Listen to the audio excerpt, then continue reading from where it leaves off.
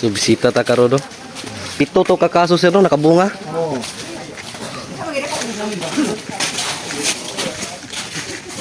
Mo ni nindot sa product sir kay nadyo tay makita nga probe ba. Ano yun? Ah kani. Dara. Ambot na mga na ba no? Kani. Mo ni timailhan nga infected ni sa Panama. Yellow at that time. So na siya ikwan. Karon kung tanawon nimo ang iyang standing. Wapo kay yung standing. So ang walay lain gi-apply ani nga pang kuan sa Panama katulang yung smash odor. Smash. Ano Weekly ba mo ga spray ani sir? Uy, dili. Ah, dili weekly. Ah, May nagalaktaw eh, kaya ka ano, kasi no. mo kani. May bawaan gyud nimo siya nga gikordonan no. Nasi kuan kawayan. Oo. So mo na sign nga kani siya infected ni sa Panama. Oh, kita mong gyapon no. So karon mo na ni ang dahon niya. Ano yun? Kaya ni siya nabili na iyan.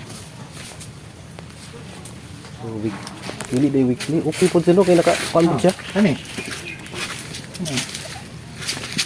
Galaktaw mo sa isa ka semana. Dayon, pero at least na. Dara. Ah, good ka ang resulta sa ismas gid. Muna ganami siya. Lalaka, ka. Ano ano, advantage. So kaning area ni sa Miso Farm. Akong kauban si kaning supervisor diri si Sir Mitra. So gi-applyan nila ni Ismas odor ang mga infected sa Panama. So daghan ang naka-recover sir no. Ganito, diri pa lang na black ko pila tong imong nakita mga more than 10. Oh, ana gyud. So kung ang population ko ani kay ano, na ako nag-rank inventory 292. Ha? Ang population ko ani diri. Sa infected? Hindi sa Ang Tibok. Tibok. Oo, ang iyang population. 292. Inventory man naman ito. Oo. So kung na kayo mga napulo, more or less na kayo 1% recovery. More na siguro no. Kay more than 10 naman siguro itong nakita na to. Kay walo niya pila tong kagian nato diha. Kabir gid siya. So kato lang no, mga ka-agree.